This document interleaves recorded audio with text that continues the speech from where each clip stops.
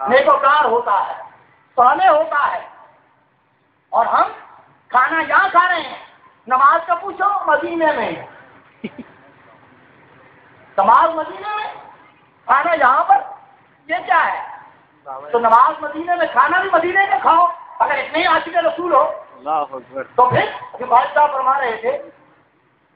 کیا کہتے خواجہ نظام الدین اولیاء رحمۃ اللہ تعالی علیہ سے، کسی نے پوچھا کہا کہ یہ حج کر کے آئے ہو، مدینہ گئے تھے؟ کہا کہ نہیں، مدینہ نہیں گیا تھا۔ کیوں؟ کہا کہ اس لیے کہ حج کر کے اگر مدینے جاتے تو کیا جاتے؟ کہا کہ پہلے مدینہ کی حاضری دیتے تاکہ سرکار سے قبولیت کا سرٹیفکیٹ لے کر پھر اللہ کا حج کر لیتے۔ سبحان اللہ، یہ ان کے معاملے اور ہوتے ہیں، اب ہمیں سمجھنے کی بات ہوتی ہے، لیکن ہم تو ظاہر دین لوگ ہیں، ہمارے پلے تو بیچارے یہی لوگ پڑ گئے، اور جن کے معاملات کو دیکھ کر ہم انسپائر ہوتے ہیں، متاثر ہوتے ہیں۔ عزیزان گرامی، خدارا ان صوفیاء کی حقیقت کو دیکھیں،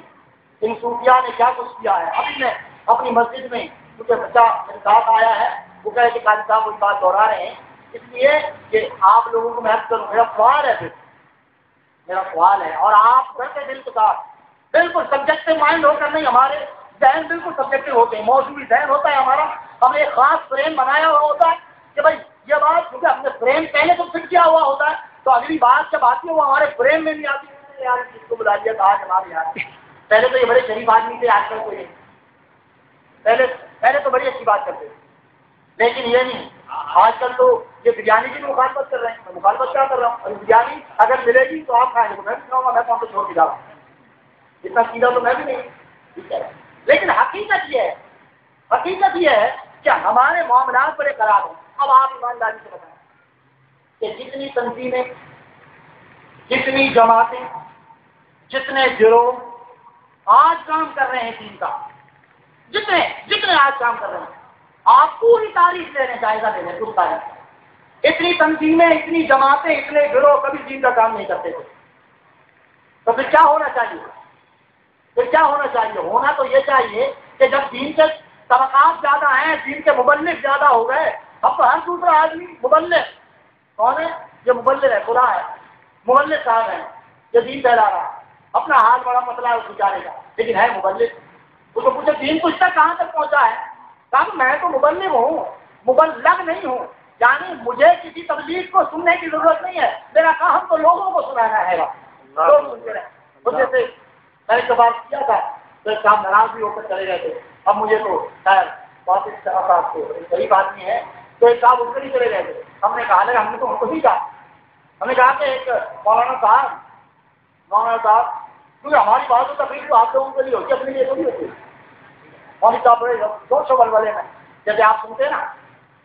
سید جمیل اشرف صاحب فرماتے ہیں کہ شعلہ بیان، تو وہ شعلہ بیان جو انہوں نے کہا لوگوں اللہ کی راہ میں خرچ کرو، اللہ کے راہ میں ایک خرچ کرو کہ من جاء بالحسنۃ فلہ عشر امثالها، اللہ دس عطا فرمائے گا، مثل الذین ينفقون اموالهم فی سبیل اللہ کمثل حبۃ انبتت سبع سنابل فی کل سنبلۃ مئۃ حبۃ، کہ ایک 100 بالی اور پھر وہ 700 گنا اجر بن جاتا ہے، خرچ کرو لوگوں۔ اب آپ جیسا مقتدی تو سنے گا بیچارہ، وہ اپنے جیب خالی کر دے گا، تو وہ مولوی صاحب کی بیوی بیچاری شریف تھی، اس نے مولوی صاحب کی تقریر سنی تو کوئی سائل آ گیا دروازے پر، اللہ کے نام سے دے دو، انہوں نے کہا ٹھیک ہے، مولوی صاحب مرغا خرید کے لائے تھے بیچارے بڑی مشکل سے، وہ مرغا اس نے پکوایا تھا کہ سننے کے بعد کیونکہ گلا جب بیٹھے گا تو پھر ظاہر ہے وہ مرغا بولے گا، تو جب تقریر ختم کر کے آئے مرغا، بیوی سے پوچھا کہ لاؤ بھائی لاؤ میرا کھانا لے آؤ، کھانا تو میں نے اللہ کے راہ میں خرچ کر دیا، وہ آئے گا بادشاہ آپ نے تو بولا تھا کہ پنجاب راستے سے وہ سمجھا دیا 10 دے گا 700 دے گا، تو اب میں اس چکر میں ہوں کیا تو 10 مرغے آئے یا 700 مرغے آئے، تو کبھی آپ کو کھلا دوں گی، وہ ایک جو تھا وہ تو میں نے اللہ کے نام پر خرچ کر دیا۔ تو اب وہ مولوی صاحب کہنے لگے کیا دیکھے بی بی اب کان کھول کر سن لے، پہلے تو ہماری 1 گھنٹے کی تقریر سن رہی تھی، اب ایک جملہ سن لے اور اس کو یاد رکھو 6 گھنٹوں والی کو بھول جاؤ، وہ کیا ہے؟ کہا کہ بس بات یہ ہے کہ تمہاری تقریر، میری تقریر لوگوں کے لیے ہوتی ہے، تیرے لیے نہیں ہوتی۔ حاجی محمد علی سید کا خوشی گھر، ہم سبھی نے کل سے ہم لوگ کہتے ہیں آمین آمین آمین اللہ تبارک و تعالیٰ اہل سنت کے لوگوں کو سلامت رکھے. آمین. تو میں یہ عرض کر رہا تھا کہ یہ ہوتا ہے، یہ صوفیہ، یہ اولیاء، یہ صلحاء یہ کام کرتے رہے، لیکن اب آپ دیکھیں کہ کتنے طبقات ہیں، کتنی تنظیمیں ہیں، کتنی جماعتیں ہیں، لیکن کیا ہو رہا ہے؟ جتنا مسلمان آج پس رہا ہے، 7 ارب سے زائد مسلمان، یہ میں کنجوسی کا کام دے رہا ہوں، 7 ارب سے زائد یہ کم نہیں ہے، 7 ارب سے زیادہ ہی ہیں، اور 60 سے زائد ممالک ہیں مسلمانوں کے، اسلامی ریاست میں اسلامی ممالک 60 سے زائد ممالک ہیں، 66 لاکھ سے زیادہ افواج ہیں ان ملکوں کی، فوجیں ہیں 66 لاکھ سے زائد فوجیں ہیں ان ریاستوں کی، اسلامی مملکتوں کی،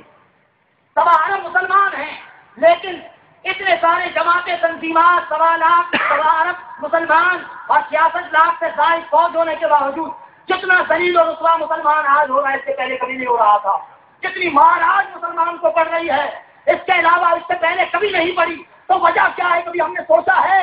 غور کیا ہے کہ ہمارے بعض و تقریر کو کیا ہو گیا، یہ اثر کیوں نہیں کر رہی، یہ لوگوں کے دلوں میں گھر کیوں نہیں کر رہی، ہمارے تقریروں میں انقلاب کیوں نہیں بپا ہوتا؟ ارے حضرت غوث پاک کی بارگاہ میں ایک چور آتا ہے اور چور آ کر کونے میں چوری کر کے چھپ جاتا ہے، حضور غوث پاک ایک نگاہ کرتے ہیں اس کو ولی بنا دیتے ہیں. حضرت خواجہ اجمیر کو ایک قتل کرنے والا نیت قتل کا لے کر آتا ہے اور حضور خواجہ صاحب اس کو صرف اتنا پرچار فرماتے ہیں، کہا ٹھیک ہے سب کو باہر نکال دیتے ہیں اور فرماتے ہیں کہ تو جس کام کے لیے آیا ہے وہ آپ اپنا کام کر کے پچھلے دروازے سے نکل جا.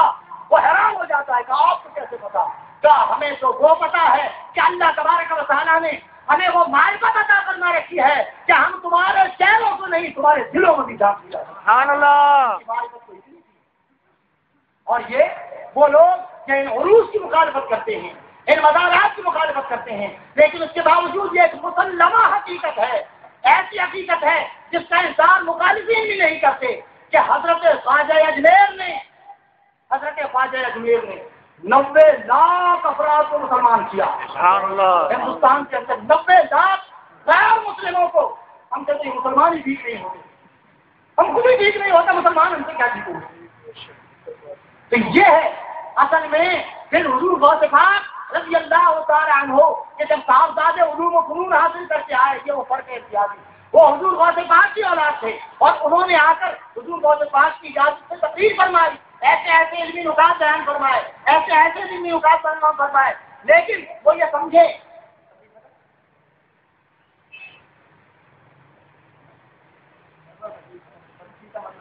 نہیں. سبحان اللہ. اللہ تبارک و تعالیٰ نے ان اولیاء کو اتنی قوت، اتنی طاقت دے رکھی ہے کہ حضرت غوث پاک کے اولاد حضرت شیخ عبدالرزاق رحمۃ اللہ تعالیٰ علیہ علوم و فنون حاصل کر لینے کے بعد جب آپ آئے تو آپ نے والد صاحب سے اجازت لی کہ آج میں تقریر کروں گا، میں وعظ کروں گا. آپ کھڑے ہو گئے اور آپ نے کافی دیر ایسے ایسے علمی نکات بیان فرمایا کیونکہ آپ علوم و فنون حاصل کر کے آئے تھے. آپ نے بیان فرمایا، لوگ تب سے بس نہیں ہوئے، جیسے ہمیں مجبوراً کہنا پڑتا ہے، مجبوراً سبحان اللہ کو کہہ دو، پبلک کو زبردستی سبحان اللہ کہنے کو ٹیکس لگا ہوا ہے، کیسی امید ہے، تھوڑا ہاتھ تو اٹھا دو، یوں تو کر دو. لیکن اس کے باوجود پبلک میں بڑے بادل میں خاص کا کوئی کہہ دیتے ہیں پھر یہ تو کہہ دو، کیا کھانا کھاتے نہیں آئے، پانی پیتے نہیں آئے، ٹھنڈا پانی نہیں پیا تھا، جھوٹ نہیں کیا، بہت آواز نہیں نکل رہی، خدا نہیں ہو رہا. تو بہت پا کے بیٹھے نہیں ہم تو کچھ نہیں. اور میرے بھائی جب تقریر کرتے ہیں تو جنازے اٹھتے ہیں، لوگ دعویٰ کرتے ہیں، خیر مسلمان ہو جاتے ہیں، جہاں تو یہ سارے رہ گئے ہیں کسے مسئلے ہو رہے سبحان اللہ تک کہہ نہیں رہے کیا، تو انہوں نے تقریر ختم کر دی. بہت بات بچے گا کیا سنا ان کو تو پلے ہی کچھ نہیں پڑتے، یہ تو کچھ کہتے ہی نہیں ہے. معاملہ ہے شاید ان کو پلے نہیں پڑی تو کہا کہ یہ ذرا اونچے لیول کی بات ہے، ان کے سمجھ نہیں آ رہی شاید اس وجہ سے، تو انہوں نے تقریر ختم کر دیا. اچھا حضور غوث پاک نے کہا بھائی ٹھیک ہے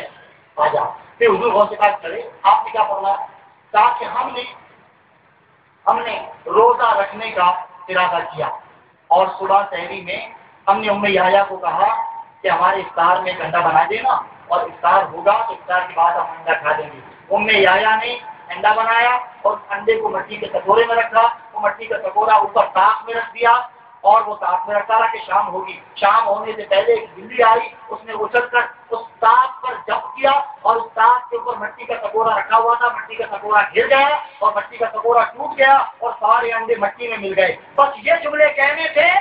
تو لوگوں نے کیوان پھاڑ ڈالے،